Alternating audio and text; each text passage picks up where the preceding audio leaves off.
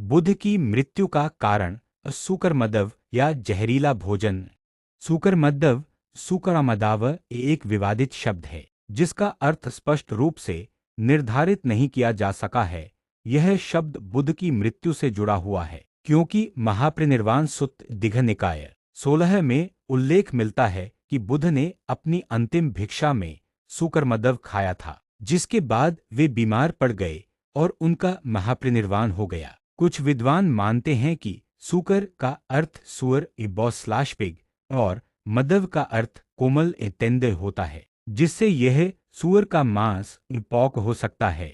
यह विचार विवादास्पद इसलिए है क्योंकि कई लोग मानते हैं कि बुध शाकाहारी थे, जबकि अन्य मानते हैं कि वे परिस्थितियों के अनुसार भोजन ग्रहण करते थे। दो सुअर द्वारा खोदी गई कंदमूल जड़ी बूटी। कुछ बौद्ध विद्वान इसे सुअर द्वारा मिट्टी में खोदी गई कोई कंदमूल या जड़ी बूटी मानते हैं, जिसे बुद्ध ने भोजन के रूप में खाया था। यह भी संभव है कि वह भोजन जहरीला था जिससे उनकी मृत्यु हो गई। 3 एक विशेष प्रकार का व्यंजन soft delicacy slash rare dish. कुछ विद्वान इसे किसी विशेष प्रकार का पकवान या व्यंजन मानते हैं जिसे किसी राजा या बड़े व्यक्ति को परोसा जाता था। क्या बुध की मृत्यु भोजन विषाक्तता फूड पॉइजनिंग ऐसे हुई थी? महापरिनिर्वाण सुत्त के अनुसार भोजन ग्रहण करने के बाद बुध को रक्तातिसार ब्लडी डिसेंटरी हुआ,